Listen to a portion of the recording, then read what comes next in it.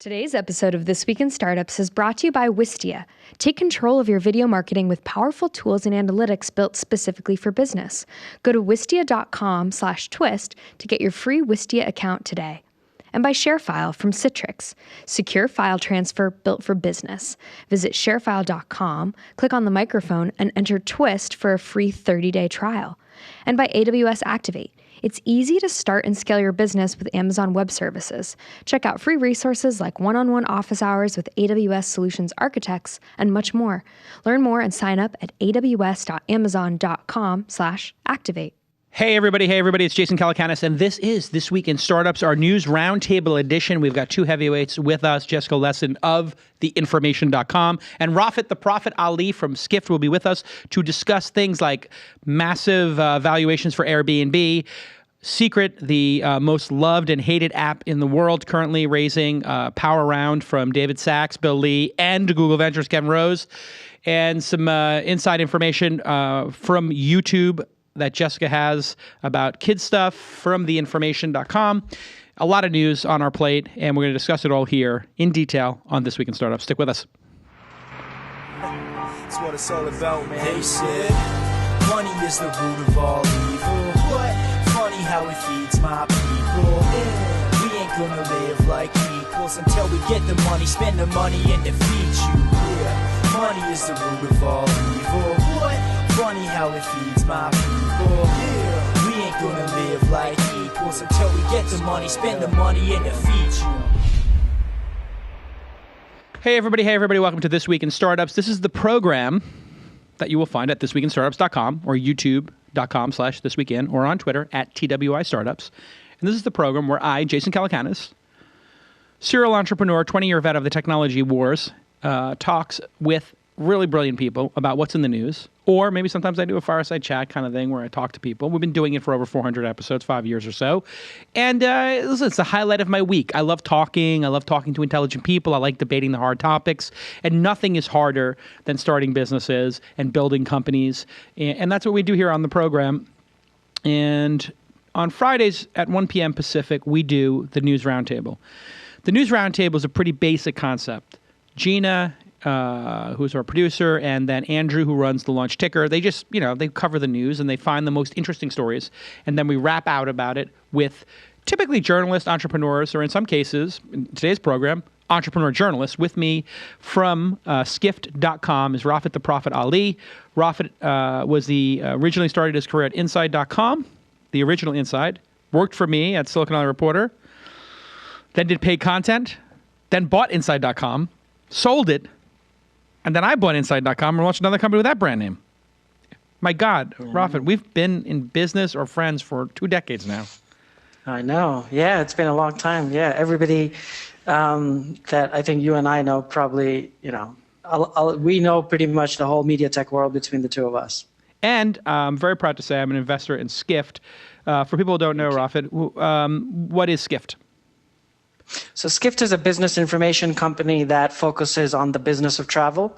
So the easiest way to think about it is to think of it as the Bloomberg of travel, so news, information, data services.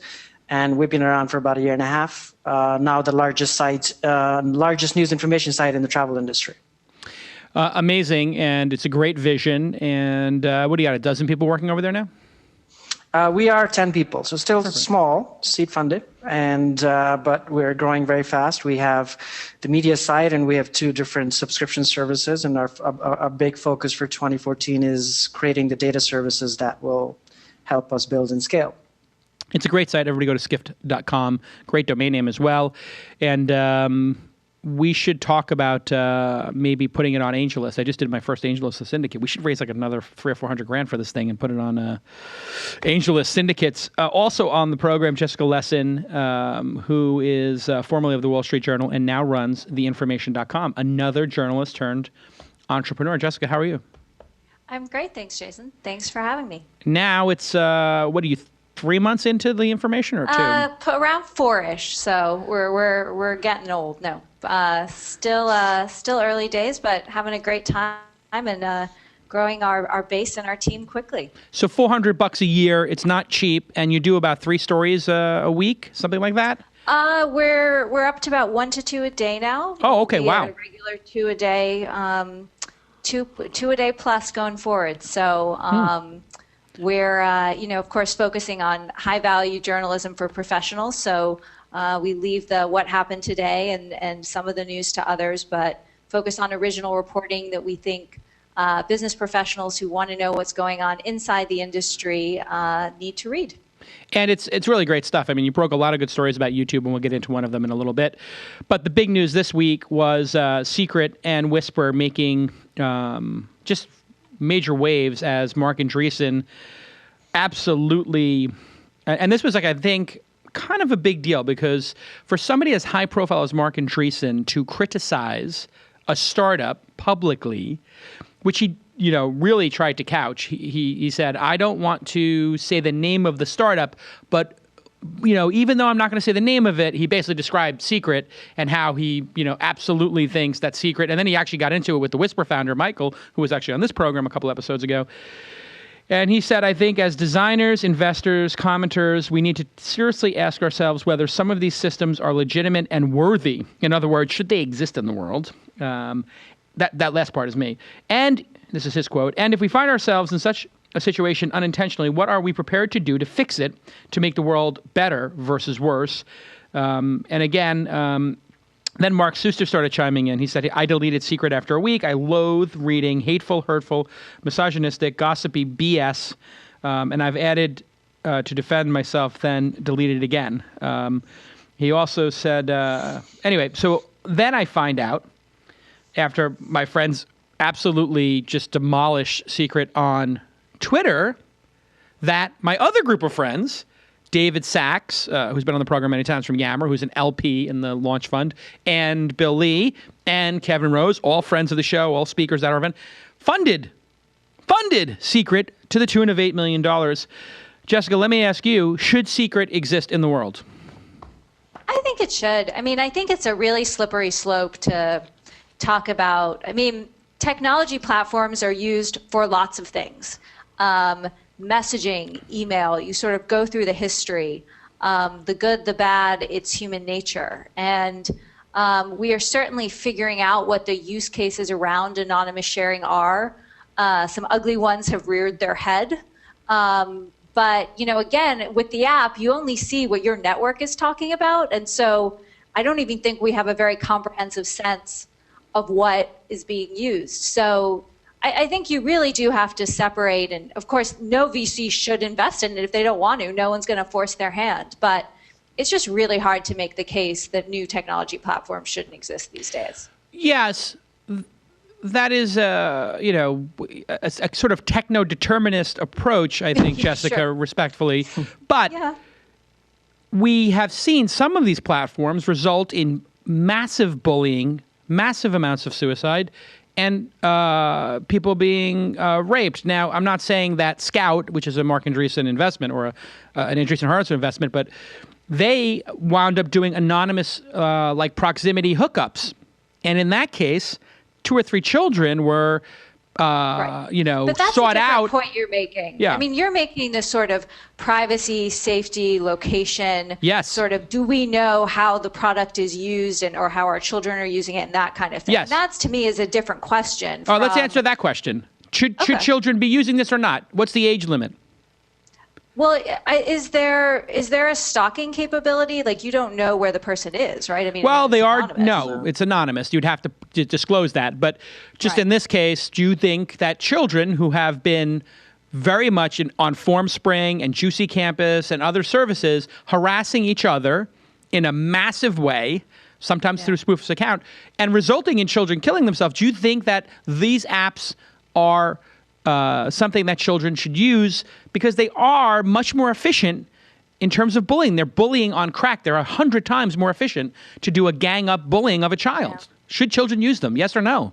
I mean, I think it should be the same age limits as Twitter and Facebook right now. And I know that there's anonymity poses all sorts of increased risks around it, but I honestly think that's a question that those communities and parents should really decide more than particularly at this phase. So, I think, Facebook, Twitter, social media, we were having these same kinds of conversations with the same level of intensity a few years ago about those services. If you look at, go, Rafat. How far do you want to go back? You can look at Craigslist and say, well, should it exist or not? And the reality is, at some point, after a while, after Craigslist went through its, evolution, they did finally shut down the adult classifieds, and there was a huge movement against it. I think that I agree with Jessica. If we go down the road of sort of trying to shut down, like trying to police everything, you have to build the systems in. I think there are two questions there. One is, should these exist? Second is, should the VCs fund it? I think the VCs funding it part is, I think, more something we can debate and have more opinions on. I think the part about whether this should exist or not is pretty superficial. All right, well, so let's have that, Rafat. Would you, if you were a VC, and I'm sure someday you will become one, based on what I... I will never become a VC. No, okay, so you want to operate. But anyway, if all of a sudden, Rafat the Prophet VC firm exists and you've got 10 million, is this one of your investments, yes or no? Depends on what the usage is. I'm more of a vertical person, so if it's a vertical use in some specific way in, let's say, I'm just making this up, if this was a travel industry information service that people can share in a certain environment, yes. I guess by that token, Secret is the Silicon Valley vertical focus thing, so I guess yes. You would actually consider it. What about you, Jessica? Would you actually, if you were investing, invest in it? I wouldn't, and that would actually be more for skepticism around the business model, not to cop out on the other question. But, I think there are really big questions about, advertising is based on identity, so you've sort of stripped that out as an option, and maybe there are some other things, and I know Snapchat's experimenting with it, but I think it's really early. It's this bizarre phenomena of the Valley right now that something this early is going to take on this much sort of buzz. It's really hard to tell, I think, what the platform is going to evolve into. And I do think in a year, this thing will tamp down. Absolutely, in a year, we will not be talking about these apps at all. Almost guaranteed. Do you think they'll be gone, Rafat, or just that they'll become sort of more conventional? Very conventional, and it will just become conventional, and people will use it, and they'll get tired of it. See, that's an interesting thing, too. Just a programming note on Secret. I know I promised they would be on the program. They had initially said they would come on the program. Obviously, I wrote some things. I was critical about it. Now they've backed out. They won't come on the program. But they were on Kevin Rose's program, so that I find a little bit lame that they'll go on their investors program and not answer the hard questions here. But listen, nobody's under any obligation to sit and talk with me. But I did think the founders kind of jerked me around a little bit. They kind of lied to me about wanting to be on the program. And so they're not going to be on the program now, which I'm kind of bummed out about, because I do think, and this, in my opinion, is worth what you're going to get. You're going to pay for it. I do think this is going to result, as currently designed, in a lot of pain and suffering for young people. I would not invest in it, and I said this on Twitter, because I wouldn't want to risk the fact that people can use this to gang up and bully young people. Now, if it's 18 and above, and they verified it with a credit card, I would see this as an adult sort of message board, and adults can do whatever they want. They're free to do that. But I think with children, and Whisper, who was on the program, they have a 17 or 18 age limit. I was very taken by Michael's view on it, 17 or above, because he said this is too powerful for kids to be playing with. And that's when I looked at Whisper and I said, wow, I think Whisper's got it together. I think Secret is like a more powerful, seductive version of Whisper because it uses your phone book.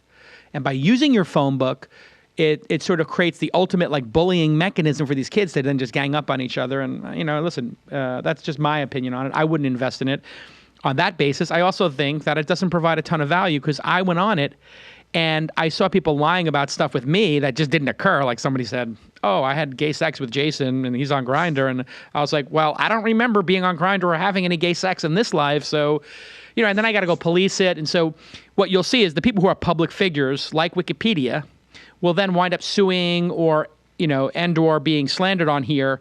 And I think it's going to become just a total mess and a cluster F. That's my opinion. But and I'm serious. I did not have gay sex via Grindr in 2007. I mean, now I have to defend myself that I'm on Grindr having gay sex because somebody posted it, right? Okay, we'll move on. Yes, I know, producer June. So, hey, let me take a moment to thank Wistia. Wistia is professional, easily. It's basically like the MailChimp of video. You just upload video there, and you get a beautiful video player that is 100% customizable. And my favorite feature of it is, as no people know that we're using it, you can ask people, hey, if you love This Week in Startups, would you like us to tell you about the next episode? Put your email address in. And we can do that at the front, the back, in the middle, or all of those things on a video. We started doing that. We started collecting dozens of emails per week. And if I had been doing this for the last 4 years, I probably have 10,000, 20,000 more email addresses. That's something you can't do with like a YouTube player, or if you put your stuff on Dailymotion. Those people are going to control the experience, whereas with Wistia, all the control goes into the person who, is the content owner. There's over 50,000 people using it. It's super easy. It's super affordable. Go to Wistia, wistia.com/twist, and you can go there, and no credit cards required. First 5 videos are free, and you get tons of support if you have problems. MailChimp uses it, Moz uses it, Blank Label uses it, and we use it here at Twist. Video is super important. It's the future, and Wistia is just a brilliant product that works super easy. We love it. Go ahead and thank at Wistia on your Twitter account. All right. Gender discrimination, another hot topic issue at GitHub. A female developer and designer, Julie Horvath, felt she was being bullied by a founder's wife who did not even work for GitHub. The wife asked her to drinks, according to her, and alluded to her hiring and firing power, which made Horvath feel uncomfortable. She also had a male coworker who asked her out, and when she said no, started ripping her code out of projects they worked on together. Bizarre. She claims she approached AR and multiple founders and was mostly rebuffed. She decided to leave, but before it was public, someone posted on Secret, here we go, self-proclaimed queen of GitHub is leaving her throne. The masses cheer. Then Horvath took to Twitter and later to TechCrunch telling her side of the story. Co-founder is on leave. His wife is no longer allowed to work at the office. Jessica, what are your thoughts on this? And why are we seemingly having more discussion about discrimination, gender, and harassment in the last 6 months or year than we've had in the last 20 years in this industry, which is, I think, a good thing? Two questions for you there. No, and I mean, taking the second one first, I think it's because more people are speaking out and, despite the circumstances, feel like they're bringing these issues to people's attention. They're talking on Twitter. I mean, this reminds me of last year, I think someone, another female engineer overheard some remarks at a conference that were very sexist, and that sort of exploded. Clearly this is a topic of discussion. I think it's happening because there are women in tech and there are women in the community and at these companies, and there still aren't enough, but there are enough that people are talking about it more. And I don't think it's going away. And I think, every circumstance is different. It's really hard to say. I mean, you read things that sound disturbing, but without being in the circumstance, it's a little bit of a he said, she said. But I think what's clear is that the women in the tech community feel proud about being there and want more women to join them and are going to speak out. And what about this specific case? Any thoughts on it? Yeah, it's really, there hasn't been much really back and forth. I think any situation where, because of a bad relationship, someone's sort of work product is ruined, or their ability to work at the company. That seems like straight harassment. It would happen, in other circumstances. It seems really problematic, but it's really hard to say. There's a lot of accusations all over being thrown, and I think what's more interesting is to look at, again, the bigger trend and why people are speaking out and if it's moving the needle at all. You've been in the tech business for a while. Have you experienced any kind of discrimination or harassment in your career, and how did you handle it? I haven't, and I feel incredibly fortunate about that. I guess I should say I haven't in terms of been aware of it, but I tell you, these days still, and I've been covering tech for 8 years, I often feel like the only female at many tech conferences, and that's remarkable because there tend to be more women covering as reporters covering the tech industry, and female entrepreneurs in the media business, as we've talked about before, which is awesome. But you still can't shake that feeling that something's a little bit off. When you're at that hackathon, or you're at that dinner, or you're at that conference. I was the only woman at a dinner last night again in the tech world. So I feel that, and it's interesting, and I think that we should sort of embrace that feeling and try to push forward. But, personally, I feel like I've been lucky and just charged ahead. Although I have been more on the media side of things, which is a little bit different. Yeah, and interestingly, on the media side, we have, 5 top publications run by female editors: Kara Swisher, yourself, Absolutely. Sarah Lacey, Alexia, TechCrunch. I'm leaving somebody out who recently raised money. Anyway, I think there's 5 at last count that are like 5 of the top 8 or something are either co-led or led by females. So there's something great going on in the media space. Rafat. Yes. You're not a white male. Have you experienced in your 20 years, do you think, and any kind of discrimination? How has it changed for you as a non-white male?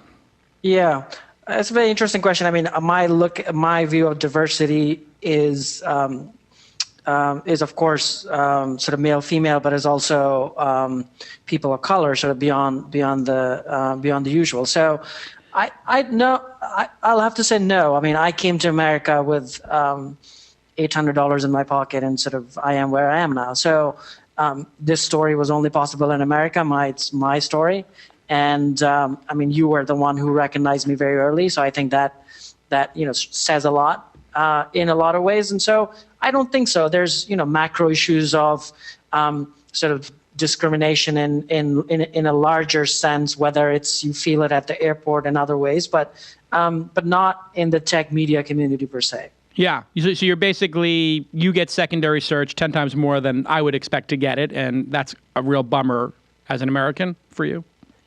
I mean, part of me understands it. Part of me, when I come in, I say, let them do their job. I'm not going to, exacerbate the situation. And, I've been detained a few times, but beyond a certain, hour, 2 hours, it doesn't really, I could make a huge noise about it, or, you're a bigger man than me, because I would be going off the walls if they detained me because of the color of my skin. I would be going. Well, in their defense, this happened a lot before Twitter existed. Yeah. So had Twitter existed so it's gotten a lot better in the last few years for me.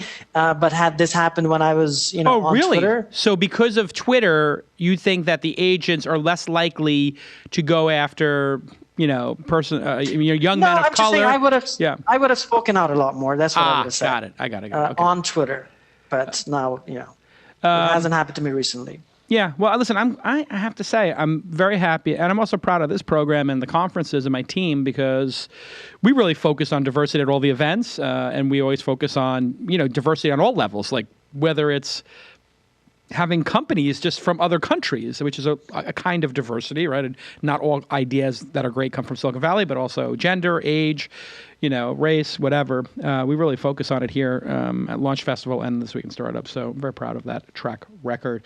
All right, Airbnb is raising more money at a $10 billion valuation the same week that somebody's house, or the week after somebody's house, was used for a XXX porn freaky Friday party of some type. The gentleman whose house it was came back to his house to find an orgy going on of some type, and condoms and beer and all kinds of craziness. Airbnb seems to have done the right thing and sent $24,000 in wire transfer to the person in 24 hours and sent like a cleanup crew. And they've been pretty vocal in getting out there and talking about how they handled the issue, which was like pretty cool. I mean, who's the guy who from Joie de Vie Hotel who we had on the program? I think it's Chip Connolly. Chip Connolly, yeah. So Chip, who was on the program, great episode, by the way. We can link to that right here. He was on the program, and it seems to be handling it. But now Airbnb is in talks to raise funds at a $10 billion valuation. Private equity firm TPG, which has been dipping down into these startups more and more, is supposedly the person who is going to do this. So, Rafat, this is your wheelhouse. Airbnb at $10 billion makes them bigger than a lot of hotel chains, or as big. Is this insane, or is this inevitable? I mean, the talk about there's no answer to the talk about inflated valuations about startups. I feel like this is a never-ending conversation, which doesn't make sense in a normal, rational way, because valuations of private companies do not happen in a normal, rational way. So I do think that they're the company that is changing hospitality in tons of ways. We have covered it, obviously, from the very start. We have defined the conversation around Airbnb versus New York City in terms of the sharing economy issues that happen a lot. Next week, there's a hearing for the New York State versus Airbnb in Albany. I think some sort of settlement is coming in 2014. And obviously, the people who are putting money in it, very, very, very smart private equity guys, are not going to put money in it if they see an issue in terms of legality. So whether these issues are happening now, I think these will be sorted out, especially over 2014. And I think it's a company that's poised to really define the global hospitality industry. Jessica, you've been following this as well. So, I mean, the valuation is obviously extraordinary. This company built to last? Is this going to be, a global phenomenon? I think it really is, and not. I mean, which struck me in the valuation too, was the huge leap from the 2-point-something billion it was valued at, in 2 years ago or something. So, I mean, I think you can't argue that Airbnb is a rocket ship. I was just at this conference where one of the co-founders was speaking, Nate, talking about, they're getting big in Asia now too. A market where culturally, that wasn't obvious that it would get big. And so I think they've got the marketplace dynamics. They're moving quickly. Continuing my technodeterminism of the day, I think the regulation, it's going to be hard to stop them. I mean, I do think there will be some settling.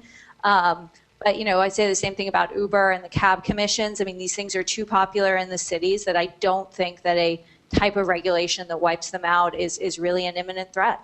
It really is interesting when we talk about technodeterminism, a word I just coined, and labeled you as, sorry to label you, but does seem like you have that sort of approach. I do today, you do, reason, yeah. Which is fine. I kind of feel that way too, to a certain extent.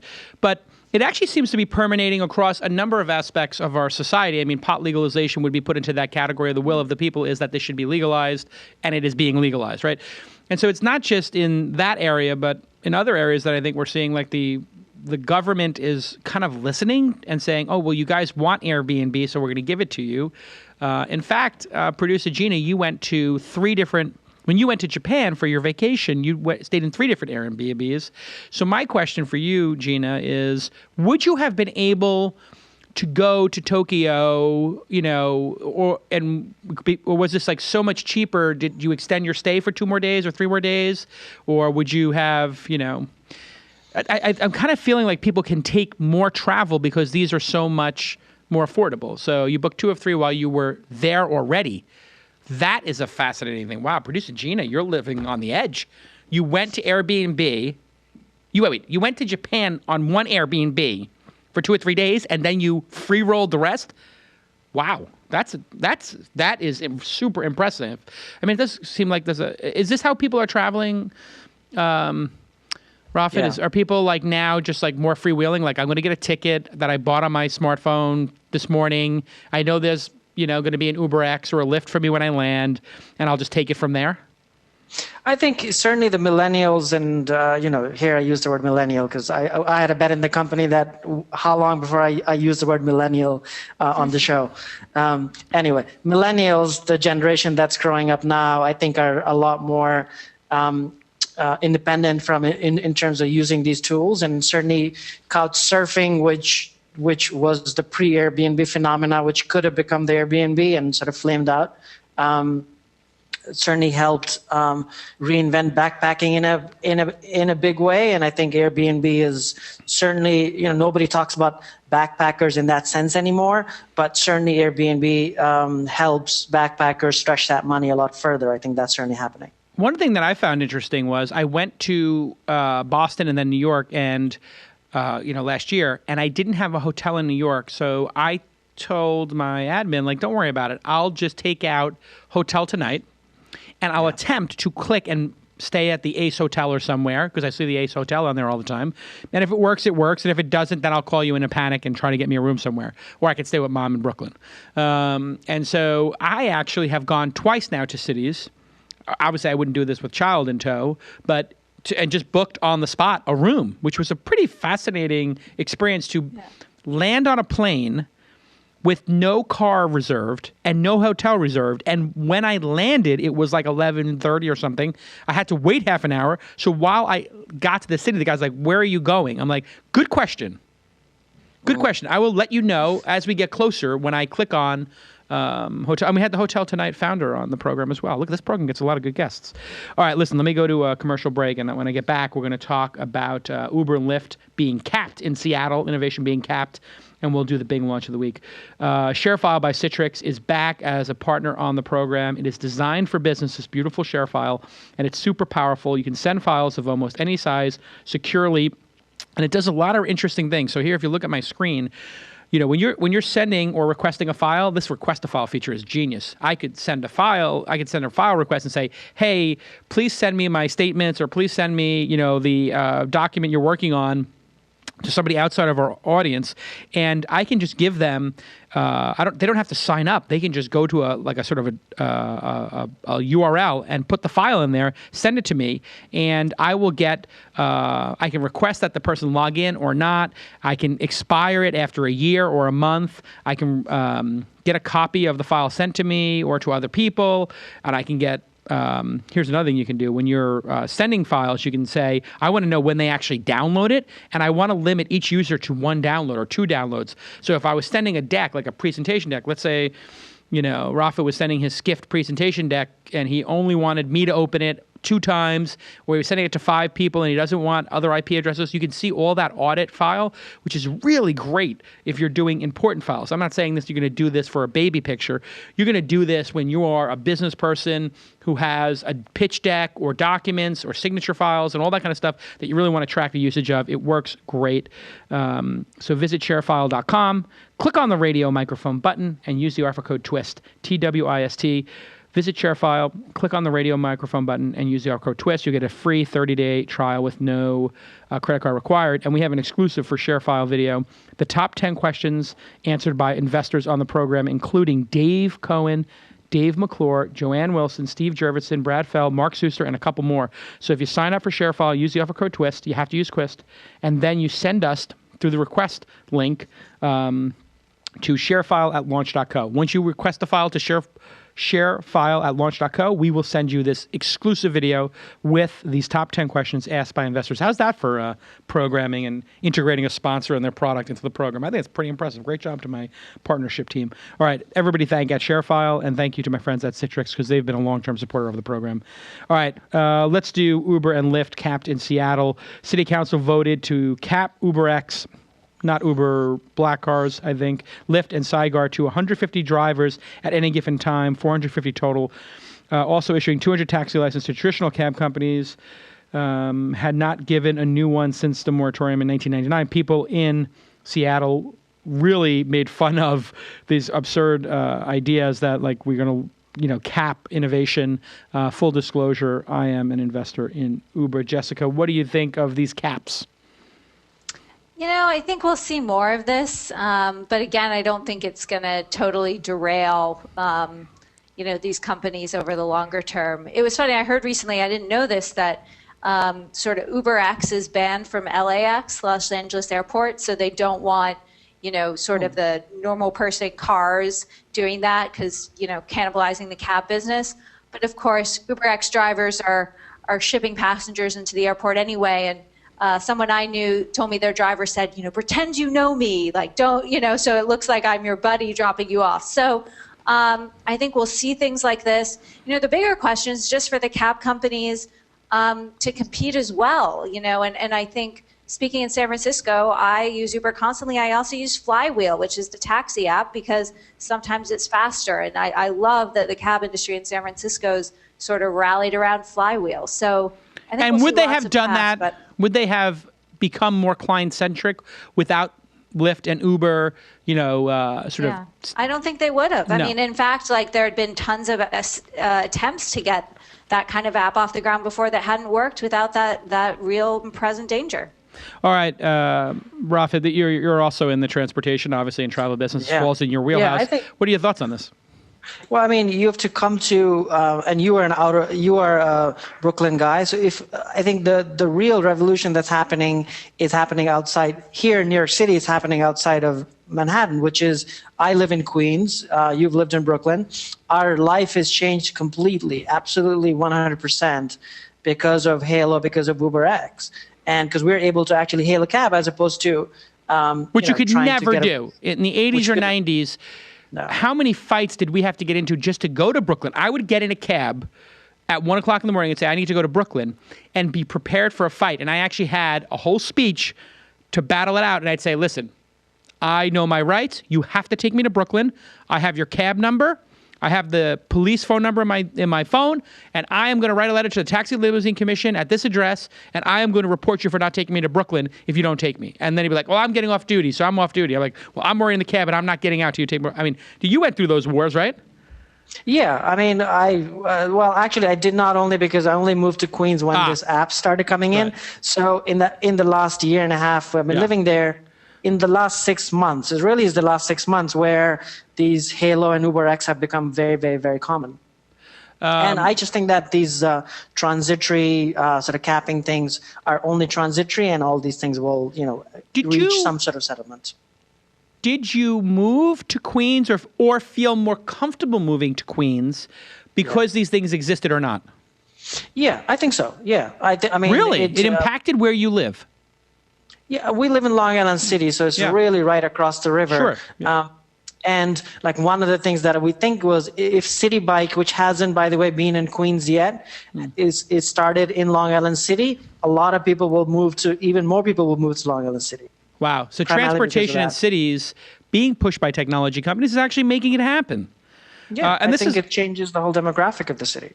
And now you have Elon Musk absolutely barbecuing New Jersey's governor and everybody because of this crazy backroom deal where they're trying to ban or force Tesla to not deal directly with their customers, but make them go through an intermediary. Protectionism at its worst. What do you guys think of this nonsense that poor Elon Musk and Tesla are having to deal with, trying to save the goddamn planet? I'm not an investor in Tesla, by the way. I'll kill myself over that. I could have invested in Tesla at $1. I'm a complete idiot. What do you guys think of that? Of the whole Tesla thing?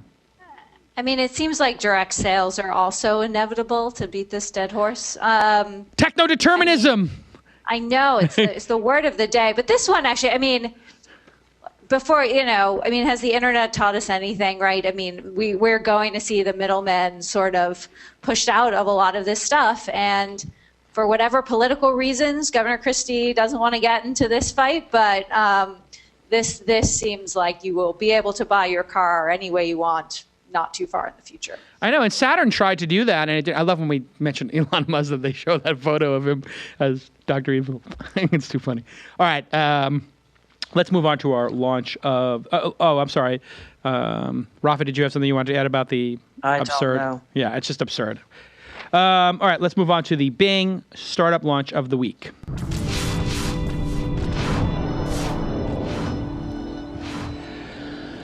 All right. Bing, Bing, Bing. Thank you to my friends at Bing for supporting the program. Okay, 3 launches this week. First up, Nate Silver launches 538 under the ESPN umbrella. Not a startup, but a sort of brand. Obviously, he was the mega journalist who brought a ton of traffic to the New York Times. They couldn't keep him. He's got 20 full-time journalists, a data-driven journalism approach with interactive graphics. And we have the. Do we have a sample of that? Where is that sample? Of. Or you guys have it? Oh, here we go. Yeah. So they've got all this data-driven journalism. Where do I find that? Do I click on something, Gina? Or anyway, they're doing really good stuff. Lots of statistics. Coverage will span 5 major subject areas: politics, economics, science, life, and sports. Google announces an Android wearable API. Plus Moto 360 watch and LG watch will run on it. Essentially, the Google Now feature of Android OS on a watch, intuitive alerts. Google will be pushing Android Wears. God, that's a terrible brand. Android Wears? Great. Yeah, it just doesn't work as a brand name. Listen, Google's never made really good brand names. And Android Wears SDK allows custom UIs. See, this thing, when you make a brand name, put it in a couple of goddamn sentences and then say them out loud so you understand. Because it's the word where and where's is possessive, and then it doesn't make any sense. Okay. Anyway, that's their thing, and we have a clip of that. Show the clip.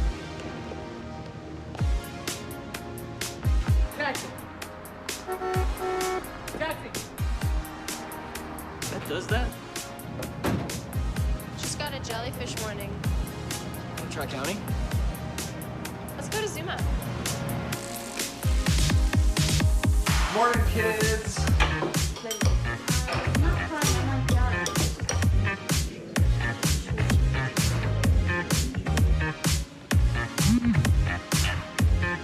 Reply, be there in 2.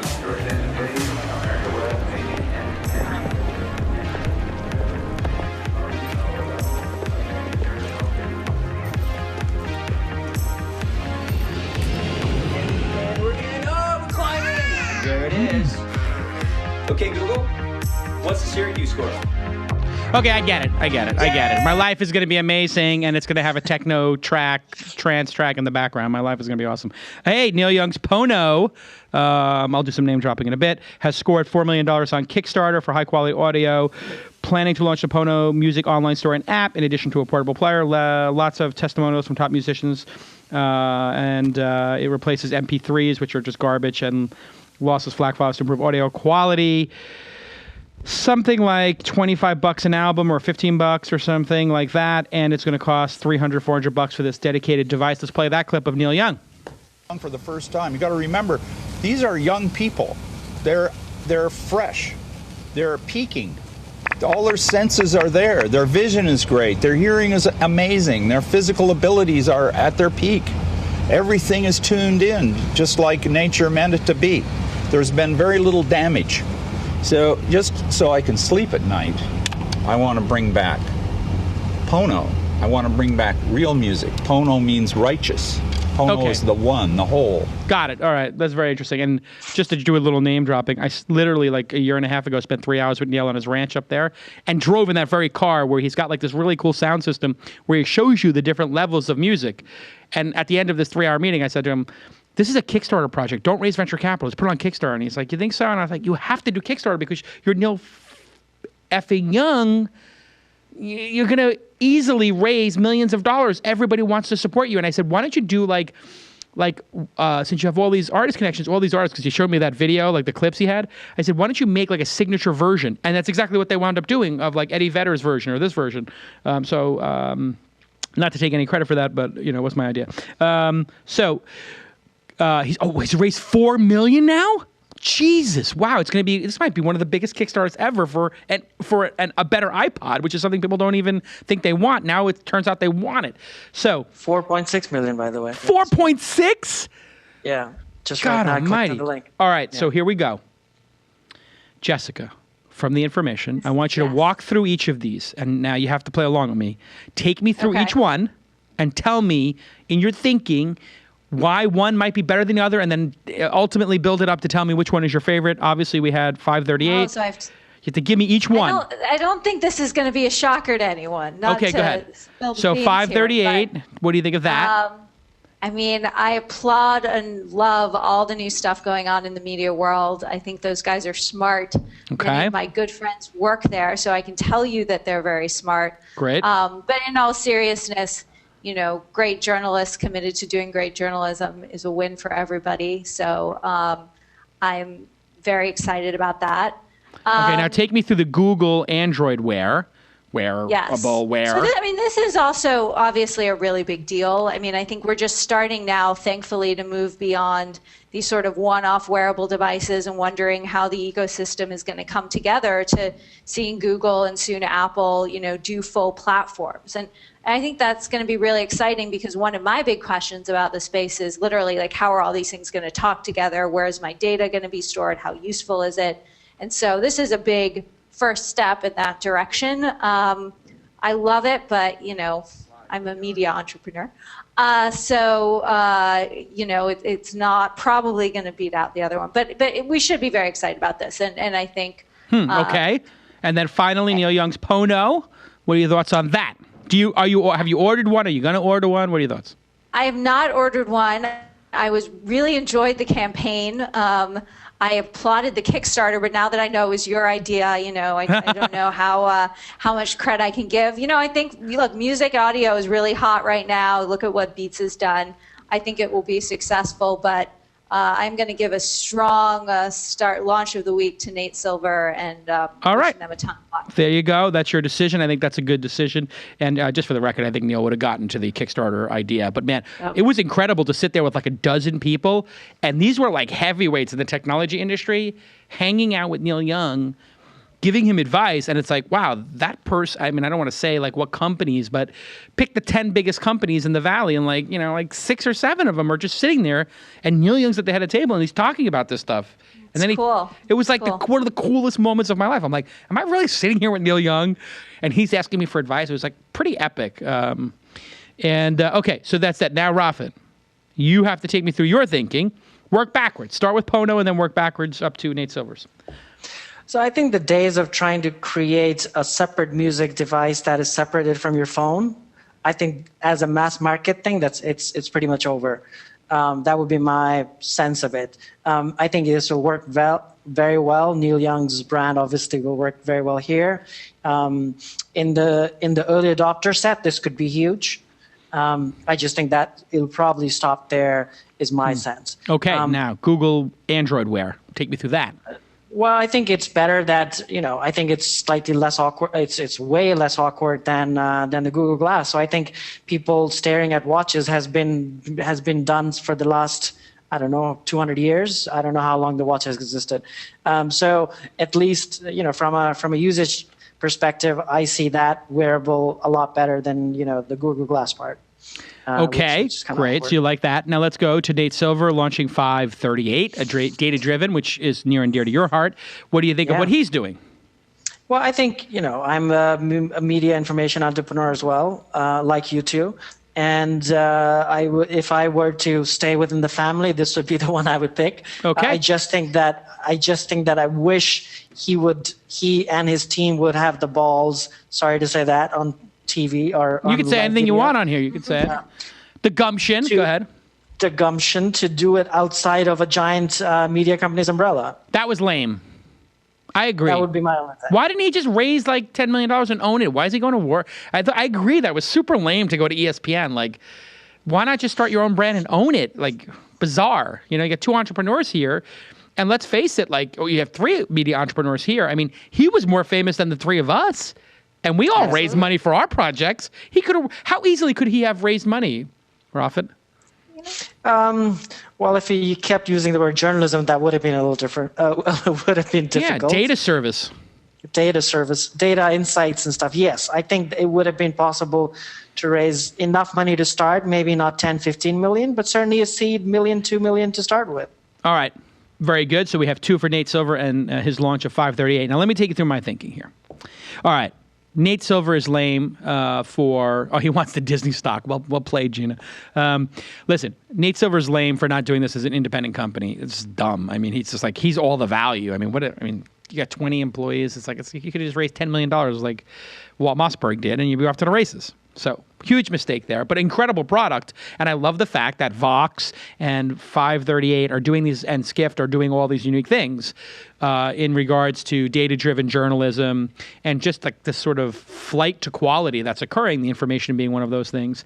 So it's really great to see that. As a journalist myself and a career media person, I just love the fact that we're living in this sort of re-appreciation of real journalism in the age of Huffington Post, Business Insider, BuzzFeed, which are all kind of 90% schlock and 10% high quality, right? So I love that. Google announcing Android Wear. Rafat got it exactly right.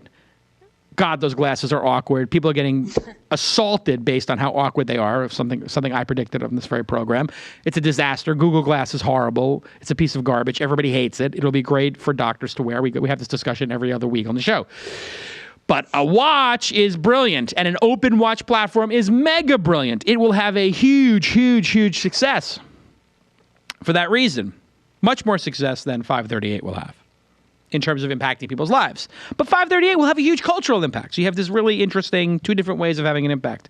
Now, on to my favorite here, Neil Young's Pono. I think that having heard the difference of 54-track audio in its proper setting as opposed to this compressed stuff, you don't actually know how much better music can sound and what an emotional reaction you can have when you're listening to this level of audio. I was a skeptic. I didn't think that it was going to work or whatever. And I hate the music startups. I say it all the time. I'll never invest in a music startup. And I've invested in one because it was my friend, and I gave him just a little bit of money, through an angel syndicate. But with this, I felt a visceral reaction to how beautiful the music sounded, and I thought to myself, music is so brilliant that a year and a half ago, literally what I did was after I left my meeting with Neil, I went and I downloaded FLAC and I bought new speakers. And I said, I want to level up my experience. And I bought Pink Floyd and a bunch of other cool stuff. And I just did searches for the best, FLAC, lossless, whatever, HD music. And I bought some of this stuff and I'm like, this is an incredible experience. I actually enjoy music more. Now, the information people do not know is that Pono, the device, is not the mission of the company. I'm going to let a little news out here. Rafat didn't want to pick this as his number one because he says nobody wants a dedicated music player. He's exactly right. But the point here is that they're going to put this on iPhones. They're going to put it on Android. It's going to be on every other device. They're going to figure out a way to get those phone manufacturers to license the Pono SDK. And the Pono, whatever. You think Apple's going to license an SDK? No. Someone else? Okay, just check. But I also know that you could plug it in maybe. You could plug something in between the jack maybe to level it up. And they can't block Neil Young's app. And like your point before, Jessica, that, the taxi people are getting their shit together because of what's happened with Uber and Lyft, that this will cause Apple to reassess the quality of music. So this will have that kind of a secondary effect. But Android and other people will adopt this. Samsung will adopt this. And that's why, for me, my launch of the week, brought to you by Bing, is Neil Young's amazing Pono player. And here you can see me doing a search on the wonderful video of Bing. And when you hover over the previews, you actually see a preview of the video. That is a brilliant feature that another competitor who's in the search space doesn't even have. So congratulations to Bing for being awesome, and thank you for sponsoring the program. All right, so 2 for Nate Silver, 1 for Neil. All right. This is kind of a big deal. Pinterest is asking for $1 million to $2 million commitment and a $30 to $40 CPM to put ads on Pinterest, which people seem to have forgotten about, but that was all. That Pinterest was the Uber or the Airbnb 2 years ago. Everybody's talking about Pinterest. Jessica, how big a deal is this, and why are people not talking about Pinterest anymore? Why is it out of the zeitgeist? Yeah, it's a good question, but I think it's a big deal, and I wrote my newsletter. I do a weekly newsletter called The Takeaway for the information on Fridays, and I wrote it today about what I think needs to happen in the online advertising market, and the upshot is that I think there's a lot, banner ads, no matter how we slice and dice and measure them, I think are only going to be so effective, and there's only so much growth there. But Pinterest has a real opportunity. It's down the funnel further in the conversion. It's a commerce play. You've got the sponsored pins. So I'm personally looking to it over the next 12 months to be one of these sort of riffs on advertising, much like the app install ads on Facebook. They're sort of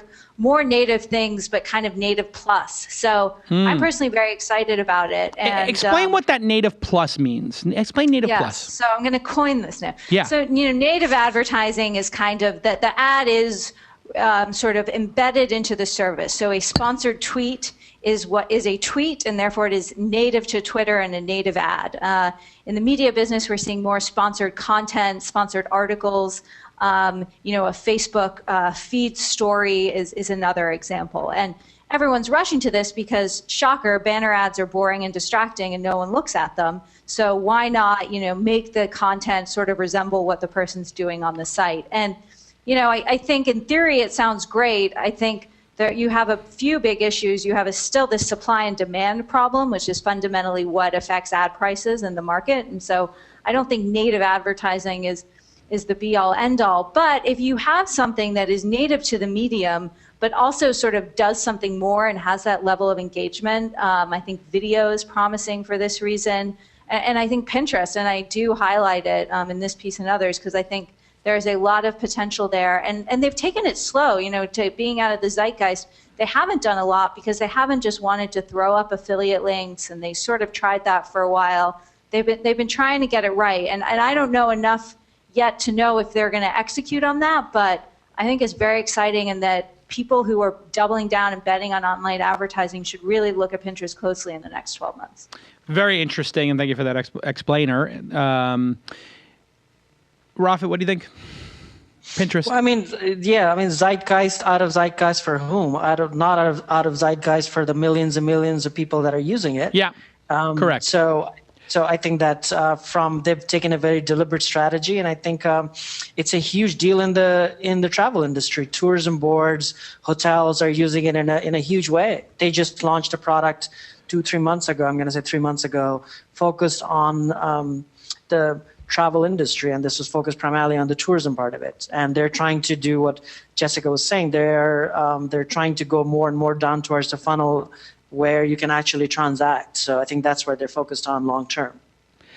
Interestingly enough, when you look at Quantcast, which is a sample-based, it looks like their traffic peaked at 80 million in 2013 and has gone down. I don't put too much trust into an unquantified Quantcast site, but it does look flat, which is what I thought. But they still have it says here 13th in the rank in the U.S., which is pretty impressive. So this is definitely a big deal. They're ahead of WordPress, Wikipedia. They're ahead of Wikipedia in the United States. That is amazing. The only people really ahead of them: BuzzFeed, Yelp, Microsoft, Answers, Amazon, Twitter, Yahoo, MSN, Facebook, YouTube, and Google. And this is for U.S. only. Thanks to our friends at Quantcast for the data. Yeah, that'd be a good one. We should get Quantcast to sponsor the show and do like data every week. We're sold out anyway. Pretty interesting for Pinterest. And last but not least, Reed Hastings is speaking out. Oh, hey, by the way, where's the founder of Pinterest? He said he would be on the program. We got to get that done. Airbnb and Pinterest have got to be on the program next. Okay, Reed Hastings, another one we need to have on the program, speaks out about paying the toll to ISPs. Netflix does and will pay ISPs when it has to. Netflix believes, this is the quote, strong net neutrality is critical. But in the near term, we will, in cases, pay the toll to the powerful ISPs to protect our consumer experience. In other words, Reed Hastings is being shaken down and he doesn't like it, but he's going to do it anyway. When we do so, we don't pay for priority access against competitors, just for interconnection. Now, I don't know what that means, but it does seem like you're getting a pretty damn good leg up on your competitors by having, more connectivity. Now, this is a very touchy subject for people. Says revenue sharing with Comcast and others makes no sense. They don't share revenue from their subscriptions, so why should they? That's a good point. When and this is the quote, when an ISP sells a consumer a 10 or 50 megabit per second internet package, the consumer should get that rate, no matter where the data is coming from. I think we all agree on this. Rafat, what are your thoughts on Reed Hastings paying the shakedown money, even though he doesn't think he should have to? Well, I think it sort of says a lot about Reed and Netflix, which is they're fanatically focused on the consumer experience. They've been from day one. So does he have a choice at this point? Not really. So, I agree with him. The semantics of his wording, the second part of what you said, you can argue with, but you can agree with him that for the sake of consumer experience, he will do it even if he has to do it with holding his nose, whatever that phrase is. Yeah. Jessica, thoughts on this and how big of an issue is it? Yeah, this is such a hairy topic, and I was actually pretty surprised to see this post from Reed because, it is different, actually, even technically, whether you're paying to be faster than competitors or whether you're paying a Comcast to interconnect, which basically means that you are delivering so much traffic to them that you are actually creating more of a burden on their system, and that if you want your content to be delivered to consumers out of this sort of parity thing of how much traffic, you pay to basically have a sort of more direct access to their pipe. And I think we can debate whether that's good or bad, but it is different from saying, I want to be faster than YouTube. I want to be faster, than the New York Times on video. And I think, what I really want to know, and this is a topic we should probe in others, but there are other interconnect agreements. Big internet companies have them throughout the world. I was just in Europe all week. These are very, very common. So, I think that what's almost more interesting is why Reed is sort of pressing this now. I mean, maybe they're getting a lot of criticism and bad press for sort of wanting a leg up, and he's like, no, this isn't that. But interconnect agreements don't, on the face of it, violate net neutrality. And so I think this is a really tricky area, and there's going to be a lot of back and forth. But we as an industry sort of need to understand the difference. Yeah, it's how you define it, right? I mean, it's like you could define it any way you want. I mean, if we define peering and, I get to put a cable into your backbone and you just charge me a fee to put the cable in, but you're not affecting anybody else and I'm not getting priority access. I'm just getting a little bit of a faster connection and there's a cost to you. It is a fascinating one. And net neutrality is, as people break net neutrality or they try to do this, it will be an opportunity for others to come in. So if you look at Google's fiber, Google Fiber obviously is not going to, do different peering, and nor does it need to because there's so much available to people, right? The fiber is just, nobody could ever use the amount of data, I don't think, that fiber is going to enable. So it's kind of going to go away in one way because now Google has admitted that fiber is not a test. It's actually a takeover plan. They're doing 40 cities or something insane, which they denied that. They denied it. And then I heard from somebody internally, hey, it's like a little whisper from somebody who works for Google who said, hey, Jason, we're doing this in a big way. This isn't a trial. And I wrote that piece about it. And they announced 6 new cities after that or something. So. Yeah. I mean, it's pretty crazy. Like and this is like, you can't trust big companies, as you know, Jessica. Like they're going to lie to your face about stuff until they, tell the truth. But the truth is, Google Fiber, I mean, if Google, and then also you have Facebook putting up balloons. Like they just bought that drone company. Which is great. What do you think of that? It's part of this internet.org sort of spread the internet to the next billion people. I don't know enough technically of how feasible it is, but I guess, between the balloons and the drones, we can bring on the war. And it feels like a sci-fi movie, but does who it knows? not? Yeah, it does. All right, listen, what a great episode. Let me thank Jessica for coming on the program. I highly recommend that everybody do what I did and spend $400 on the information if you can. And go to theinformation.com. And any other plugs? What do you got going on? No, we just put a story out that I'm actually really excited about, which is looking at this eBay whether it should spin off PayPal question. Yes. Which of course Icon has been agitating on, and he's our an reporter idiot. Katie. He's an agitator, but he's I mean, he called David Sachs David Yammer. I mean, the guy is like senile or something. He needs a copy editor. But our reporter Katie Benner actually said, "Well, let's look. We've seen this show before. It was Alibaba Alipay." So she did a deep dive into what happened there, and I'll leave it to you guys to read to check it out. But anyway, things are humming here. We're going to be launching some new recurring features over the next few weeks, so stay tuned, everyone. Awesome. Everybody check out theinformation.com. Rafat, what do you have going on at Skift? Obviously, everybody, and just so people know, like Skift, although it's a trade publication, has like a really lot of good insider information for people who I would say are the top third of travelers or something. Like if you're a business, if you travel, I would say once every 6 weeks, you really need to put it in your RSS reader and follow it on Twitter. What's the Twitter handle? At Skift. At Skift. Oh, great. Good. Yeah. You're good at branding. You learned something working for me. But with the new company, not with my old company. Not with the old one. No, Skift you did, yeah. No, it's a lot of lessons there. But I mean, so any plugs? Any plugs? Yeah, so, what you said, which is that I guarantee if you are a traveler, if you start reading Skift, you'll get hooked onto it, even if you're not in the industry. So go to the site, put it, either follow Twitter, Facebook, RSS, which I don't know why anybody would want to put RSS reader, but anyway, that's a separate discussion. Or we also have a twice weekly business traveler newsletter. So if you're not up for daily news and travel, you can, if you're a business traveler like you are, Jason, you can subscribe to the newsletter, to the business traveler newsletter, which comes twice a week. Yes, I'm going to sign up for that right now. But yeah, really great job on the social media. I follow it and I get like really great information and little tips and stuff like that.